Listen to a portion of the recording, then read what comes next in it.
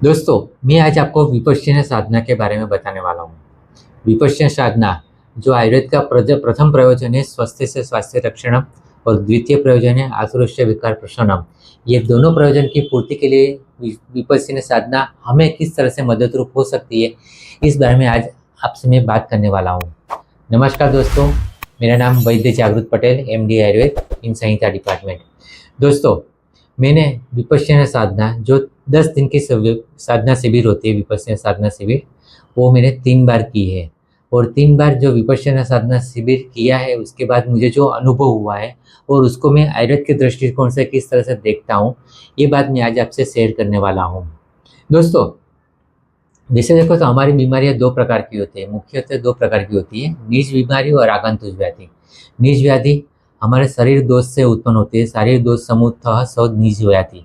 शरीर के दोषों में विगुणता आने के कारण, वायु पित्त कफ में विगुणता आने के कारण, अग्नि विषम होने के कारण, अग्नि डिस्टर्ब होने के कारण जो बीमारी होती है वो सब निज व्याधि होती है। और निज व्याधि के कारण रूप में है जैसे दिनचर्या का व्यवस्थित पालन नहीं किया, या फिर ऋतुचर्या पे फोकस नहीं किया, या फिर अधारणीय विक का धारण कर लिया, धारणीय विक का धारण नहीं हुआ, वो सब कारण से हमें निज व्याधि उत्पन्न होती है। तो निज व्याधि होते हैं या फिर आगंतुक व्याधि, ये भूत विश्व वायु अग्नि संप्रहारादि समवा, मतलब भूत विश्व वायु अग्नि संप्रहार मतलब आदि जो भी बाहर के कारणों से, शरीर के बाहर के कारणों से हमारे शरीर में जो व्याधि उत्पन्न होती है वो सब आगंतुक व्याधि होती है। तो ये 2 प्रकार की व्याधि होती है। उस तरह से देखिए तो शारीरिक व्याधि होती है और मानसिक व्याधि होती है। शारीरिक व्याधि शारीरिक दोष के विषमता के कारण होती है, वायु पित्त कफ के इम्बैलेंस के कारण शारीरिक व्याधि उत्पन्न होती है। और मानसिक व्याधि चिंता शोक राग द्वेष लोभ मोह ईर्षा, ये सब मानस दोषों के कारण, मानस भावों के कारण, मानसिक दोष है, रज और तम में विगुणता आने के कारण मानसिक व्याधि उत्पन्न होती है। तो ये इस तरह से शारीरिक व्याधि होती है या मानसिक व्याधि होती है, या फिर निज व्याधि और आगंतुक व्याधि होती है। और ये सभी व्याधि के मूल में समझे तो 3 प्रकार के कारण होती है। असात्मेन्द्रियार्थ संयोग, प्रज्ञापराध परिणामश्चेति। असात्मेन्द्रियार्थ संयोग, इंद्रियों का हीन योग, हति योग, मिथ्या योग। इंद्रियों में ज्ञानेन्द्रिय, कर्मेंद्रिय और उभय इंद्रिय मन भी आ जाता है। मन का अति योग, हीन योग और मिथ्या योग। तो ये इंद्रियों के हीन योग, मिथ्या योग, मति योग से बीमारियां उत्पन्न होती है। उसी तरह से प्रज्ञापराध, दृढ़ विभ्रंश से, धृति विभ्रंश से और स्मृति विभ्रंश से जो प्रज्ञापराध होता है, तो उसके कारण भी हमारे शरीर में बीमारी उत्पन्न होती है। वैसे भी मैंने आगे एक वीडियो में आपसे बात की थी कि प्रज्ञापराधी हमारे शरीर के सभी रोगों का मूल है, चाहे वो निज व्याधि हो, आगंतुक व्याधि हो, ये एपिडेमिक डिसीज होती है, जो भी डिसीज होती है, सभी डिसीज का मूल प्रज्ञापराध ही है। तो प्रज्ञापराध परिणाम, तो ये सभी कारण जो होते हैं उस सभी कारण में मन की भूमिका ज़्यादा होती है। इस पर एग्जाम्पल एक बताऊँ मैं, आचार्य चरक ने सूत्र स्थान के 7वें अध्याय न वेगन धारणीय अध्याय में बताया है कि अधारणीय वेग को धारण करना नहीं चाहिए। जो शारीरिक 13 प्रकार के वेग होते हैं, अधारणीय वेग, उसका धारण नहीं करना चाहिए। उसका धारण कब करते हैं? शारीरिक अधारणीय वेग का धारण कब होता है? जो मन के धारणीय वेग का धारण नहीं होता है। मन के धारणीय वेग है कायिक वाचिक मानसिक, जो धारणीय वेग है, चिंता शोक लोभ मोह क्रोध ईर्षा द्वेष, ये सब मानसिक भाव है, उसका धारण करना चाहिए, उस पर कंट्रोल करना चाहिए। जब हम उस पर कंट्रोल नहीं करते तब शारीरिक अधारणीय वेगों का धारण हो जाता है। एक प्रैक्टिकल एग्जांपल देता हूँ। एक व्यक्ति अभी बिजनेस पे बैठा है, उसके काउंटर पर बैठा है, तब उसके मन में लोभ है कि मुझे ज़्यादा पैसा कमाना है, अभी बिजनेस का टाइम है, अभी मुझे ये काउंटर छोड़ के जाना नहीं है। साथ में उसके अपने स्टाफ पे प्रति अविश्वास है कि मेरी एब्सेंस में वो कुछ गलत काम न कर ले, या फिर मेरा बिजनेस को कुछ नुकसान न पहुंचे। वो अविश्वास के कारण या फिर लोभ के कारण वो अपना काउंटर छोड़ता नहीं है। चाहे उसको मूत्र प्रवृत्ति की हाजत हुई है या मल प्रवृत्ति की हाजत हुई है या फिर उसको भूख लगी है, लेकिन वो आदमी काउंटर छोड़ता नहीं है। कई बार आपने भी देखा होगा लोगों में कि वो लोग 3 बजे तक खाना नहीं खाते। नॉर्मली 1 बजे खाने का टाइम होता है, उसकी जगह 3 बजे तक बिजनेस में है या क्लाइंट आ गया है या फिर मैं बिजनेस पर्सन के साथ बात मीटिंग में हूँ तो खाना छोड़ देते हैं। मतलब जब अधारणीय वेग का धारण होता है, उसका कारण है धारणीय वेग का अधारण हुआ है।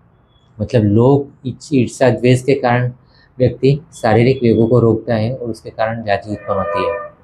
तो मन के ये जो भाव है, चिंता, शोक, लोभ, मोह, क्रोध, इस पे कंट्रोल करना जरूरी है। सिर्फ चिकित्सा के प्रयोजन से नहीं, क्योंकि चिकित्सा में भी हमने कई बार देखा है कि कई सारी बीमारियां शारीरिक से ज़्यादा मानसिक होती है। जैसे डायबिटीज, स्ट्रेस इंड्यूस्ड डायबिटीज आता है। उसी तरह से डाइजेशन में भी आचार्य चरक ने भी बताया है मीमांसा के 3 अध्याय में कि यदि आपने मात्रा पूर्वक खुराक खाया है, मात्रा या विवृतम पथ्यम चान्यम न जीर्यति, चिंता शोक भय क्रोध दुख शय्या प्रजागरे ही।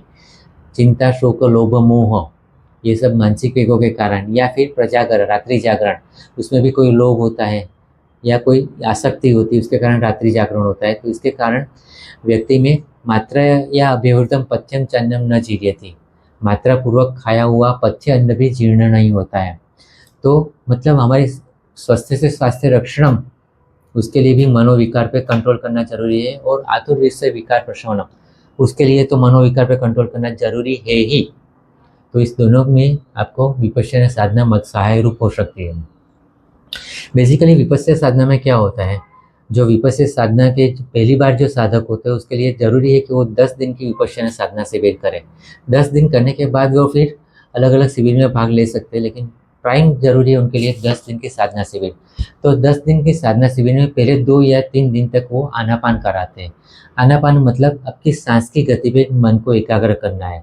सांस अंदर लिया, सांस बाहर छोड़ा, सांस डीप लिया है या फिर सांस को छोटा लिया, सांस लिया है, सांस एक नासिका से जा रहा है या दोनों नासिका से जा रहा है, जो भी है आपको सांस की सांस की गति पे ध्यान केंद्रित करना है, मन को एकाग्र करना है। तो ये शुरुआत के 2 दिन की प्रक्रिया में आपका मन एकाग्र होता है। आनापान की प्रक्रिया के दौरान आपका मन एकाग्र होता है। मन की जो जो बोलते हैं चिंत्यम विचार्य मुह्यम च ध्येयम संकल्पम ये वच, ये जो मानसिक अर्थ है चिंत्य विचार्य मुह्य, मन हमेशा इसी क्रियाओं में रहता है, उसको कंट्रोल में किया जा सकता है, वो कंट्रोल होता है। वहाँ पे आनापान के दौरान मन कंट्रोल में होता है, मन एकाग्र होता है। एकाग्र होने के बाद 3 या 4 दिन पे विपश्यना साधना दी जाती है। विपश्यना मतलब ये मन को सिर्फ सांस की गति पर केंद्रित नहीं करना है, बल्कि अपने शरीर के विभिन्न स्थानों पे जाके उसको वहाँ पे एकाग्र करना है। और वहाँ पे जो संवेदना होती है, सूक्ष्म संवेदना आती है या स्थूल संवेदना आती है, उसको सिर्फ साक्षी भाव से देखना है। मतलब आपके शरीर में राग द्वेष उत्पन्न होता है, चिंता शोक उत्पन्न होता है, लोभ मोह उत्पन्न होता है, जो भी मन के भाव उत्पन्न होते हैं उसको सिर्फ साक्षी भाव से देखना है, उसमें आसक्त नहीं होना है, उसमें इन्वॉल्व नहीं होना है। तो ये प्रक्रिया ये तरह से प्रैक्टिस करवाते हैं जब, तब मन और एकाग्र होता है, मन और सूक्ष्म होता है और मन की क्रियाओं को हम निरोध कर सकते हैं। जो योग में बताया गया है कि योगस्तु चित्त वृत्ति निरोधः, चित्त की वृत्ति का निरोध करना मतलब योग है। तो ये प्रक्रिया विपश्यना साधना में की जाती है।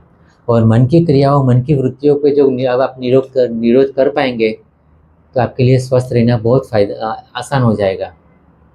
तो इसलिए मैं रेकमेंड करता हूँ, आप अगर आयुर्वेदिक स्टूडेंट है, आयुर्वेदिक चिकित्सक है, फिर भी आप एक बार विपश्यना साधना से करें। विपश्यना से आपको भी फायदा होगा और आप पेशेंट को भी रेकमेंड कर सकते हैं। वैसे मैं भी अपनी ओपीडी में पेशेंट को मन की वृत्ति को रोकने के लिए आनापान या विपश्यना सजेस्ट करता हूँ, जिससे मन शांत होता है। मन शांत होता है तो शरीर भी स्वस्थ होगा। तो इसलिए जो आयुर्वेद का मेन प्रिंसिपल है कि स्वस्थ स्वास्थ्य रक्षणम आतुरस्य विकार प्रशमनम, ये दोनों ध्येय सिद्ध किया जा सकते हैं। तो दोस्तों आज के लिए इतना ही। मेरा ये टॉपिक आज आपको कैसा लगा मुझे अपनी कमेंट में ज़रूर बताइए, और ये वीडियो अपने दोस्तों के साथ लाइक कीजिए, शेयर कीजिए, सब्सक्राइब कीजिए। और आपके मन में और कोई विचार हो तो मुझे सजेशन में ज़रूर बताइए। धन्यवाद।